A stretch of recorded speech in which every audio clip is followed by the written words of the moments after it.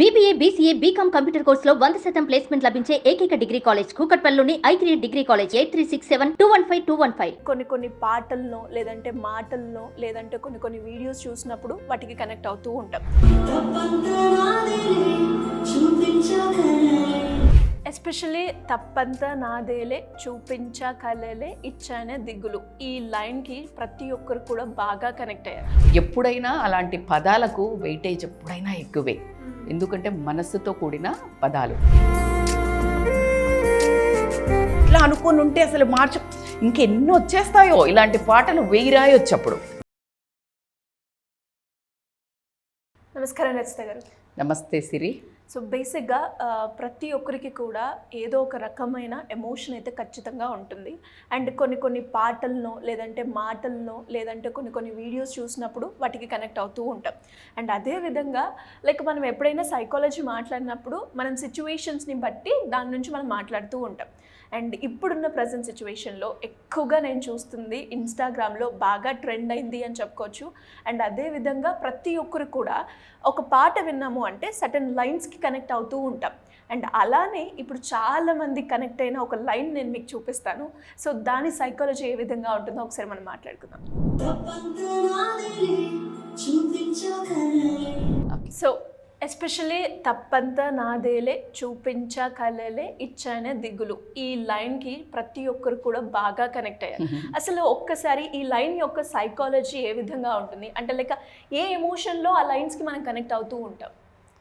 బాగా ప్లే చేశారు. Actually it's wonderful. అంటే నాకు తెలిసి ఆ లైన్కి ప్రతి ఒక్కరూ ఒక నిమిషం మైండ్, మనస్సు, లోపల సోల్ అంటాం కదా, అది కూడా కనుక హృదయంతో పాటు ఈ సాంగ్ విన్నట్టయితే మీరు అన్నట్టు ప్రతి ఒక్కరూ కనెక్ట్ అవుతారు.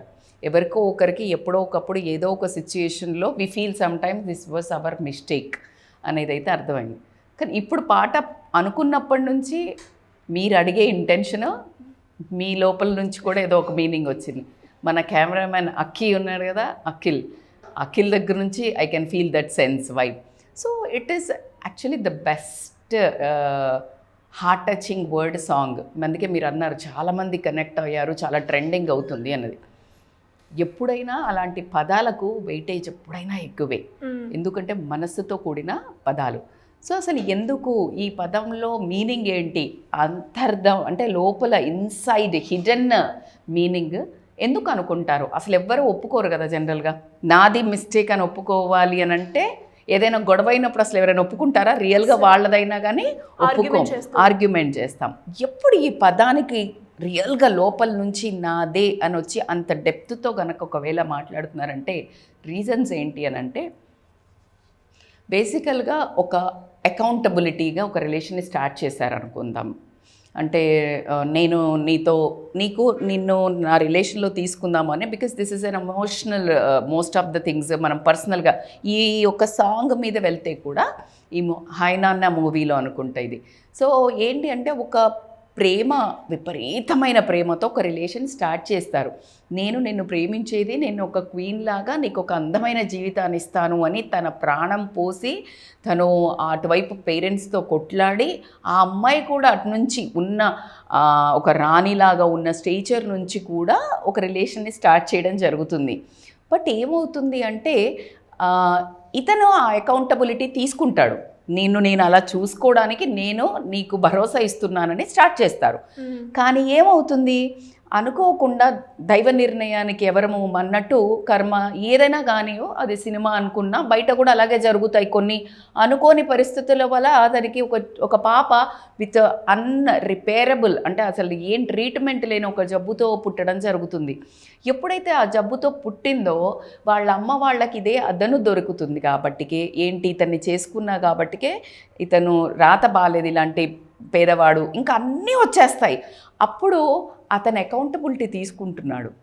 ఏమంటున్నాడంటే నాదే మిస్టేక్, నిన్ను అసలు నేను కలవకపోయి ఉన్నా, మనం ఈ రిలేషన్ స్టార్ట్ చేయకపోయినా నువ్వు ఇలా ఈరోజు ఈ కష్టంలో ఉండేదానివి కాదేమో అని తనకు తను నింద వేసుకోవడం జరిగింది. బికాజ్ అలా ఎవరు ఫీల్ అవుతారంటే అకౌంటబిలిటీగా ఆ బంధానికి నేను బాధ్యుణ్ణి అని ఫీల్ అయిన వాళ్ళు ఖచ్చితంగా ఈజీగా ఈగోకు పోకుండా అడ్మిట్ చేసుకోవడం జరుగుతుంది. అదే ఒకటి. నెక్స్ట్ ఏంటి అని అంటే ఇంకొక we will talk in different directions Sure. కూడా, not only in this format.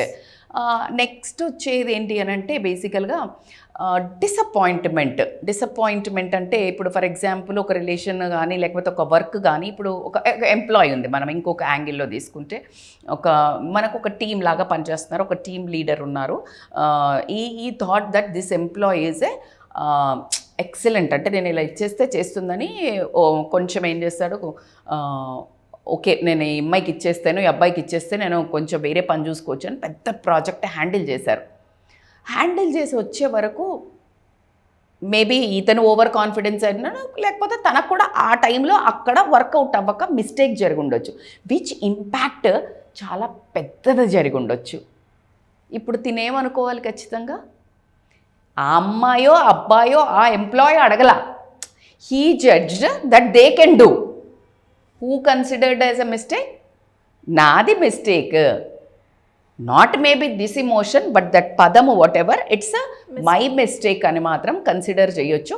అది పర్సనల్ లైఫ్లో అయి ఉండొచ్చు, లేదు అని అంటే ప్రొఫెషనల్గా అయి ఉండొచ్చు, ఎథికల్గా కూడా అయి ఉండొచ్చు. ఎథికల్గా తీసుకుంటే ఇప్పుడు మ్యారేజ్ అయిన వాళ్ళు వేరే ఇంకొక అఫైర్ పెట్టుకున్నారు అనుకుందాము ఎథికల్గా. సో ఏదో ఒక చిన్న టాంట్రమ్స్ తోటి పెట్టేసుకున్నారు, అయిపోయిన తర్వాత ఆ పెట్టుకున్న తర్వాత అది ఎక్కడికి వెళ్తుంది, మనకి ఉండదు, కంట్రోల్ ఉండదు కొన్నిసార్లు సెన్సెస్ మీద.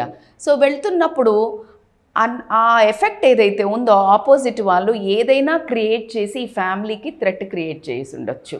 He never expected. ఏమైంది? It was his mistake to start that. So అది అక్కడ క్రియేట్ అవుతుంది. సో ఏదైనా నువ్వు ఎప్పుడైతే డిసప్పాయింట్మెంట్ కనుక నీకు అంటే నువ్వు అనుకున్న దానికంటే నీ ఎక్స్పెక్టేషన్కి భిన్నంగా జరిగింది అని అంటే మాత్రం యూ మస్ట్ ఫీల్ దట్. ఇంకొకటి ఏంటంటే నెగ్లిజెన్స్ కానీ లేకపోతే ఓవర్ సైట్, అంటే ఇప్పుడు నెగ్లిజెన్స్ అండ్ ఓవర్ సైట్ అంటే లెట్స్ టేక్ ఇన్ భార్య విషయంలో తీసుకుందాము మనం. కేర్లెస్నెస్ ఎట్లా అంటే ఇప్పుడు ఫర్ ఎగ్జాంపుల్ ఈమె వైఫ్ ఉంది ఫర్ ఎగ్జాంపుల్, ఇది చేసుకుంటారులే వీళ్ళు అని అనుకొని నెగ్లెక్ట్ చేశారు. అంటే వీళ్ళు ఇప్పుడు ఊరు వెళ్తున్నారు, లేకపోతే ఏదో అవుతున్నారు, నాకు పట్టలేదు, లేకపోతే ఫర్ ఎగ్జాంపుల్ బస్సులో నేను ఒక చాలా రా ఎగ్జాంపుల్ చెప్పాలంటే, వైఫ్ ఊరు వెళ్తోంది, పండగ వచ్చింది, ఊరు పిల్లలు వైఫ్ వెళ్తుంది. ఇతను యాక్చువల్గా డ్రాప్ చేయొచ్చు వెళ్ళి, కానీ వాట్ హీ థాట్, వెళ్తారులే నేను టయర్డ్ అయి ఉన్నాను, లేకపోతే నాకు ఏదో చిన్న పని ఉంది, లేకపోతే ఫ్రెండ్స్ని కలిసేది ఉంది, లేకపోతే ఆఫీస్ పని ఉంది, ఏదో అనుకొని ఈ బాధ్యతను కాస్త ఏం చేశాడంటే వాళ్ళని ఆటో ఎక్కించాడు. ఈ ఆటోలో వెళ్ళి అక్కడికి వెళ్ళే లోపల వీళ్ళకి ఒక యాక్సిడెంట్ అయ్యి వీళ్ళకి ఏమైనా అయింది. అప్పుడు ఆయన ఫీలింగ్ ఏంటి? అబ్బా నేను ఈ నెగ్లెక్ట్ చేయకుండా నేను వెళ్ళి దింపేసి వస్తే బాగుండే, ఇది పూర్తిగా నా మిస్టేకే అని టోటల్ బాధ్యత అతను తీసుకోవడానికైతే పూర్తి అవకాశం అయితే ఉంది. అది చాలా సీరియస్గా ఆయనకు పని ఉండుంటే వేరు, కానీ మోడరేట్ పని ఉండి విచ్ ఈ కెన్ వదిలేసి వెళ్ళగలిగితే మాత్రం ఫీల్ అవుతారా లేదా? బికాజ్ ఆ జరిగింది వేరే ఒక పెద్ద ప్రాబ్లం కాబట్టి అది మళ్ళీ దీని కింది కూడా వస్తుంది. Intention versus impact. ఇంటెన్షన్ ఏంటంటే let me tell you this one more example. ఇప్పుడు నేను చెప్పే దాంట్లో ప్రతి ఒక్కళ్ళు ఏదో ఒక బారిన పడేదే, అందుకని ఒక్కొక్క ఎగ్జాంపుల్ తీసుకుందాం మనం. ఇంటెన్షన్ వర్సెస్ ఇంపాక్ట్ అంటే ఏంటంటే, భార్య అంటే చాలా ఇష్టం, పెళ్లి చేసుకున్నారు, హీ వాంట్స్ నువ్వు ఇంట్లో క్వీన్ లాగుండు. ఆయన ఇంటెన్షన్ ఏంటి, నా భార్యను అసలు ఇక్కడ పెట్టుకొని చూసుకోవాలి, పని చేయొద్దు, బయట తిరగద్దు, she has to be treated like a queen, నువ్వు పిల్లల్ని చూసుకుంటే చాలు, నేను సంపాదించుకుంటూ వస్తాను అని భర్త చెప్పాడు. That is a pure good intention. Impact ఏం క్రియేట్ అయింది అంటే, వైఫ్ నా సెల్ఫ్ లేదా, నన్ను బంధించేశాడు, నా ఉన్న కోరికలను నా డ్రీమ్స్ని చంపేశాడు అని ఆవిడ ఫీల్ అవుతూ డిటారియేట్ అయ్యి డిప్రెషన్కి గురి అయ్యి 2-3 యాంగిల్స్లో, ఒకటి డిప్రెషన్కి అయ్యి పిల్లలను కానీ తన ఫ్యామిలీ రిలేషన్ కానీ దెబ్బతినటం, లేదు అంటే ఇంకేదైనా ప్రాణాలకు తెగించటం, లేదు అంటే అతన్ని వదిలిపెట్టి వెళ్ళటం, ఇన్ని డైరెక్షన్లో ఛాన్సెస్ ఉన్నాయి. ఈ మూడిట్లలో ఏది జరిగినా what was his intention? The best good intention. But impact ఏం క్రియేట్ అయింది? This. So he will take that as his mistake obviously నా మిస్టేకే కదా, నేను అసలు ఇట్లా అనుకోలేదు కదా, అసలు ఇట్లా అనుకొని ఉంటే అసలు ఇంకెన్ని వచ్చేస్తాయో ఇలాంటి పాటలు వెయ్యి రాయొచ్చు అప్పుడు. సో ఆయన ఇంటెన్షన్గా పాజిటివ్ కాస్త అది నెగిటివ్గా టర్న్ అవ్వటం అయితే జరిగింది. అలా కాకుండా నెగిటివ్ ఫీడ్బ్యాక్ అదర్స్ బేసికల్గా ఏమవుతుందంటే సిరి మనకు తెలీదు మనం చేసేది కరెక్ట్ అనిపిస్తుంది. ఇప్పుడు ఇంటికి వచ్చావు రాగానే ఏం చెప్తారు, ఏంటి అమ్మాయి నువ్వు భార్యని చాలా కోపం చేస్తున్నాడు, ఆడపిల్లలు అరుస్తూ ఉన్నారు, లేకపోతే ఇల్లు గలీజ్గా ఉంది, లేకపోతే ఏదో గట్టిగా అరుస్తున్నాడు, వచ్చి బాగా కొట్లాట అయిపోయింది, ఏంటి ఇది అని. అప్పుడు వాళ్ళని అరే పొద్దున్న నుంచి ఆమెకి అది తెలీదు, ఈ doesn't know the back end story, so ఈ విల్ షౌట్. అప్పుడు వైఫ్కి ఏమనిపిస్తుంది, ఆమె ఎఫెక్టెడ్ కదా, పోయి అప్పుడు థర్డ్ పర్సన్ వాళ్ళ మా అత్తో మామో లేకపోతే ఉండి నువ్వు ఏం చూసావని అంటున్నావురా, అది పాపం అన్నీ చేసింది, నీదే తప్పు ఇది, ఆవిడ బ్యాక్ ఎండ్ స్టోరీ నీకు తెలియదు కదా, పిల్లలు ఇలా చేశారు అందుకే ఆ మాటలు అయింది, లేకపోతే అందుకే ఆ మూడ్లో ఇదే ఏం చెయ్యలేదు వంట.